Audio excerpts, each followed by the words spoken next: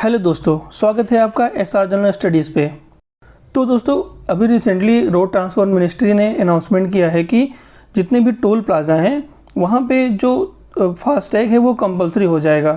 मतलब कि उनका ये मोटो है कि फास्टैग वहाँ पे कंपलसरी कर दिया जाए ताकि वहाँ पे जो भी जाम होता है, ड्राइवर्स को परेशानी होती है और बहुत सारे वाहन वहाँ पे इकट्ठा हो जाते हैं, तो वो उससे छुटकारा पाया जाए ताकि वो अपना स्मूथली पेमेंट करके वहाँ से निकल जाएं।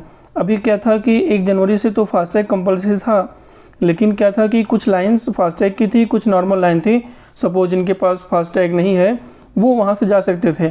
लेकिन अभी क्या हुआ है कि फास्टैग कंपलसरी हो गया है और अगर आप के पास फास्टैग नहीं है और आप फास्टैग की लाइन में आते हैं तो आपको डबल पेमेंट करना पड़ सकता है।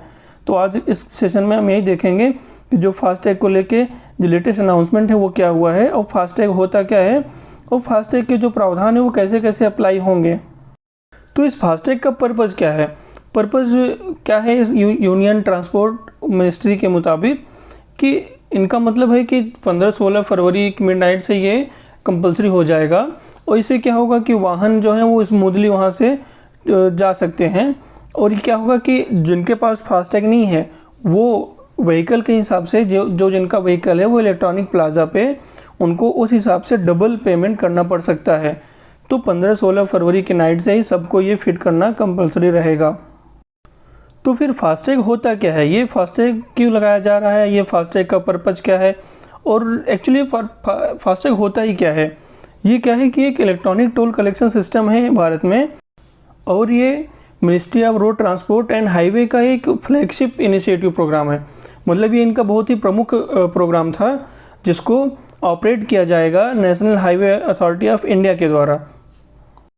और ये फास्टैग में जो पेमेंट सिस्टम होगा वो RFID के थ्रू होगा। मतलब ये रेडियो फ्रिक्वेंसी आइडेंटिफिकेशन यूज़ करेगा जिसमें ये जो भी सेविंग अकाउंट या फिर प्रीपेड अकाउंट इससे लिंक्ड होंगे उससे ये डायरेक्ट पेमेंट हो जाएगा। तो मतलब उनको वहाँ पे जाके बहुत देर तक वहाँ पे रुकनी नहीं पड़ेगी, वहाँ पे जाके उनको पर्ची नहीं कटवानी पड़ेगी या फिर वहाँ पे एक तरीके से जाम नहीं लगेगा। उनको डायरेक्टली वहाँ पे पहुँचेंगे, स्क्रीन के सामने उनका जो फास्टैग का QR कोड रहेगा वो स्कैन होगा और ऑटोमेटिक उनके लिंक्ड अकाउंट से वो पैसे कट जाएंगे। और ये जो स्कैन होगा ये फास्टैग फिक्स रहेगा गाड़ियों के शीशे पे, जो उनका कांच होता है वहाँ पे ये फिक्स रहेगा विंड स्क्रीन पे, ताकि वहाँ से जब वो पहुँचेंगे वहाँ पे सामने तो ऑटोमेटिक वो QR कोड से स्कैन करेगा और उसके थ्रू ये पेमेंट कट कर लेगा। और क्या होगा कि ये फास्टैग जो है कि ये 1 जनवरी से, जैसा मैंने आपको बताया है कि ये कंपलसरी हो गया है। और अगर सपोज़ जिनके पास फास्टैग नहीं है और वो फास्टैग में एंट्री करते हैं तो उनको डबल पेमेंट कर सकता है जिस हिसाब से उनकी गाड़ी होगी। जैसे छोटी गाड़ी या बड़ी गाड़ी के हिसाब से जो भी टोल लगेगा उस हिसाब से उनको डबल टैक्स देना पड़ सकता है। तो दोस्तों, अभी जो होता था कि वो गाड़ियाँ पहुँचती थी टोल टैक्स पे, उनको रुकना पड़ता था और बहुत टाइम लग जाता था। लोग वहाँ पे ड्राइवर्स के बहुत टाइम वेस्ट होते थे, वहाँ पे जाम भी लग जाता था। कुछ टोल टैक्स में तो स्पेस कम होने की वजह से बहुत सारे वहाँ पे गाड़ियों का इकट्ठा हो जाने से लंबा जाम लगता है। इस वजह से जो आप फास्टैग है ये ऑटोमेटिक पेमेंट से ये थोड़ा सा उससे निजात मिलेगी।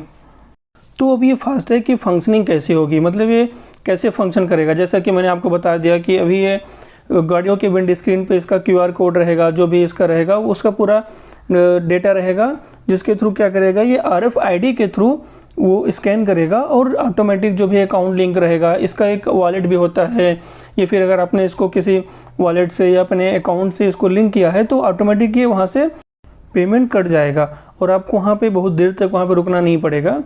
और ये जो पेमेंट सिस्टम है इसको जो मैनेज करता है वो है national payment corporation of India, NPCI।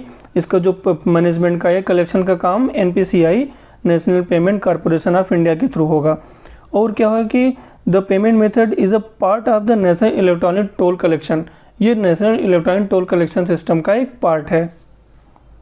सो ये फास्टैग लगाने का इम्पोर्टेंस क्या है या फिर इसका सिग्निफिकेंस क्या है कि भाई फास्टैग तो यूज़ कर लिया, बट इसका मतलब बहुत ज़्यादा यूज़ क्या होगा? मैक्सिमम यूज़ तो ये हमारे व्हीकल के लिए ये है कि इसमें क्या होगा कि प्रॉपर डेटा रहता है। इसका जो भी स्कैन कर होता है उसमें प्रॉपर फ़ोटो के साथ डेटा होता है गाड़ी की और उस पर्सन की, ओनर की। और ये national highway authority of India के अकॉर्डिंग क्या है कि ये बोल रहे हैं कि इससे गाड़ियों का आवागमन बहुत स्मूथ हो जाएगा और ये स्मूथ तो होगा ही, क्योंकि हमें वहाँ रुकना नहीं पड़ेगा, बहुत देर तक हमें पर्ची कटाने का वेट नहीं करना पड़ेगा, हमें पहले कैश का नहीं करना पड़कर कैरी करना पड़ेगा। हम एक तो कई बार क्या होता है कि कैश की प्रॉब्लम भी होती है, लोगों के पास कैश नहीं रहता, वहाँ पे प्रॉब्लम होती है टोल टैक्स पे, या फिर वहाँ पे लाइन लग के हमको कैश दे रहे हैं, फिर वहाँ पे पर्ची कट रही है, बहुत टाइम लग रहा है। इन सब से तो हमें निजात मिलेगी ही। साथ में क्या होगा कि होम मिनिस्ट्री को ये डेटा प्रोवाइड करेगा कि जो भी गाड़ियाँ वहाँ से गुजरेंगी वहाँ पे जो कैमरा रहेंगे वो पैसेंजर्स के या फिर गाड़ियों की इंफॉर्मेशन होम मिनिस्ट्री के पास ये एज अ डेटा सेव रहेगा। तो इससे गाड़ियों का जो लोकेशन है उनको ट्रैक करने में, या फिर गाड़ियों का जो आवागमन है उनको उनके डेटा को इकट्ठा करने में होम मिनिस्ट्री को भी हेल्पफुल रहेगा। तो दोस्तों आज के सेशन में इतना ही। हमने देखा इसमें फास्टैग का पर्पज़ क्या है, फास्टैग कैसे यूज़ होगा, इसकी टेक्नोलॉजी क्या होगी, इसको टैक्स कैसे कटेगा, टैक्स इन द सेंस कि जो वहाँ पे टोल टैक्स कटेगा वो कैसे कटेगा।